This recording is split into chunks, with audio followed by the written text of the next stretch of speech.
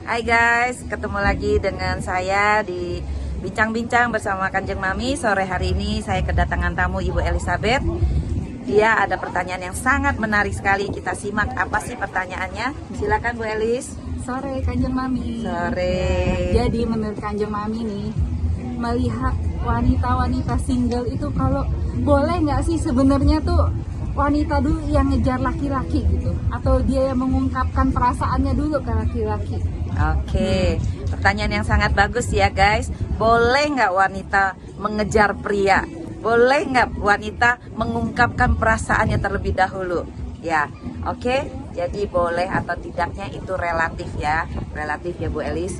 Jadi kembali ke kultur masing-masing pribadi. Kalau dia sudah lama tinggal di luar negeri, mungkin hal itu biasa. Tapi kalau dia kultur kayak kita orang timur, mungkin itu hal yang kayak nggak biasa, nggak boleh gitu, tabu istilahnya kan, kayak malu-maluin banget sih cewek nguber-nguber cowok gitu kan ya.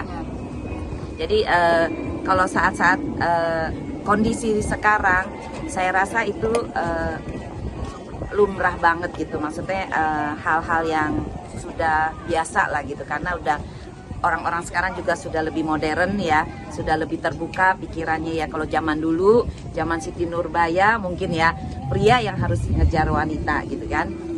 Tapi ya para wanita single tetap harus ada penguasaan diri ya kan. Kita naksir sama seorang pria, tetap kita harus jaga sikap, jangan sampai kayak injek gas gigi 3 gitu, jangan, tetap gigi 1, gigi 2 gitu. Bolehlah kasih kode-kode kalau kita naksir sama cowok Ya, itu betul, gitu kan. betul. Tapi jangan kita yang ngegas gitu kan.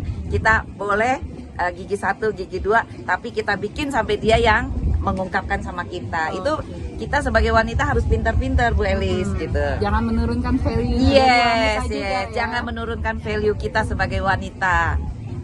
Oke. Ya. Puas dengan Puas, itu? puas. Ada pertanyaan lain? Pertanyaannya begini, misalnya nih ya, kan Kanjeng Mami bilang tadi kalau kita boleh nih mengungkapkan gitu ya, terus ternyata kita tertolak, ternyata kita ini bukan sebagai wanita yang ideal buat laki-laki yang kita suka. Nah, itu gimana kita menjaga kestabilan emosi kita? Karena kan di saat kita ngerasa tertolak, biasanya tuh ego wanita akan muncul dengan ngomong, gue pasti bisa nih, gimana caranya harus mendapatkan dan menaklukkan dia, karena kan ada gengsinya juga nih gitu loh. Oke guys, jadi cinta itu buta ya guys.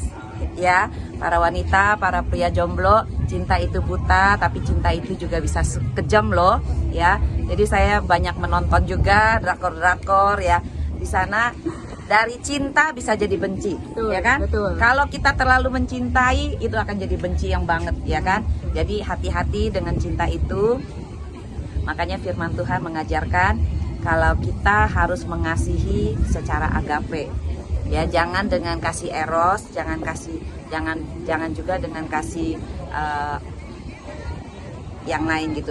Jadi kita harus mengasihi dengan kasih agape, kasih yang tanpa batas, kasih yang tidak bersyarat gitu. Jadi kenapa? Karena pada saat kita menyukai, pada saat mungkin misalnya contoh Bu Elis, Ya. Bu Elis sedang naksir nih sama seorang pria nih, Ya. ternyata begitu Bu Elis udah mengungkapkan, ternyata ditolak gitu kan.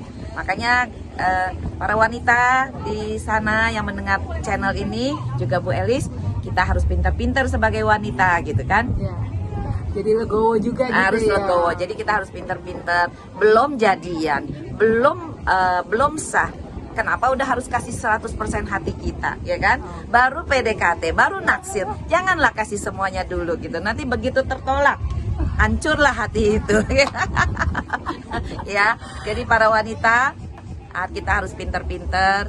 Satu, jaga value kita supaya jangan sampai juga direndahkan sama para pria gitu kan. Kedua, sebelum kita mendapatkan cintanya timbal balik, janganlah kita kasih 100% dulu gitu. Nanti begitu tertolak, kita akan hancur habis-habisan. Tapi kalau kita memberikan sedikit-sedikit pada saat tertolak, kita nggak terlalu sakit hati gitu ya. Cukup Bu Elis? Kanjeng Mami, Oke, makasih. Tuhan berkati ya. God bless you all.